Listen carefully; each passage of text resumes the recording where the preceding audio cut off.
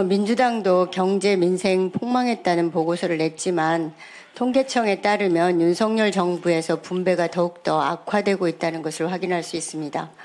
고소득층 20% 소득을 저소득층 20% 소득으로 나눈 소득 격차 배율은 지난해 1분기 6.2배에서 올해 1분기에는 6.44배로 더 악화되었습니다.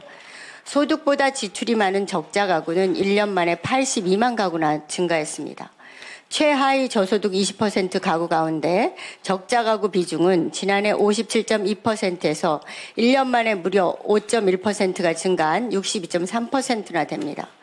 그야말로 취약하고 어려운 수많은 국민들이 갈수록 극심한 고통 속으로 빠져들고 있는 것이 확인되고 있습니다. 최근 한국보건사회연구원이 우리나라 부의 쏠림 현상에 대한 보고서도 마찬가지인데요. 지난 10년간 하위 20%와 상위 20% 자산 격차가 2012년 10억에서 2021년 14억 9천만 원으로 격차가 50%나 더 커졌습니다. 더욱더 충격적인 것은 상위 1%가 전체 자산의 10.9%를 차지하고 상위 10%는 전체 자산의 43.2%를 차지하고 있다는 것입니다.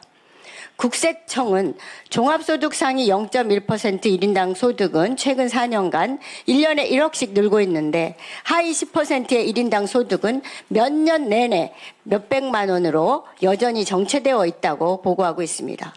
윤석열 정부가 초재벌 부자 감세를 추진하고 건전재정 운운하며 지출까지 줄이려고 하는데 갈수록 사회 불평등을 더욱더 확대 조장할 것이 명확하나해 보입니다. 내년 예산안 총 지출 증가율이 2.8%로 역대 최저 수준인데 윤 정부가 올해 예산안을 편성하면서 민생 예산들을 삭감한 바 있습니다. 내년 예산안에도 실업급여 지급 횟수 제한 등 고용 안전망까지 손을 대려고 하고 있습니다. 그 불똥들이 취약계층이나 사회적 약자에게 튀는 것이 아닌가 심히 우려되는 상황입니다. 고금리, 고물가, 고환율은 여전히 계속되고 있고 가계부채가 전 세계에서 가장 심각한 나라입니다.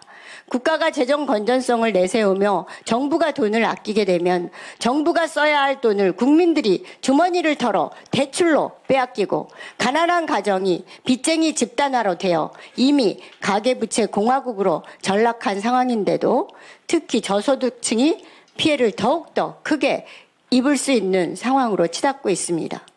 부총리께서는 경제 불평등과 양극화 현상을 어떻게 진단하고 있고 정부는 어떤 대책을 마련하고 계신지 답변해 주시기 바랍니다. 저는 분배 격차가 완화돼야 된다 하는 문제인식은 저는 100% 공감을 합니다.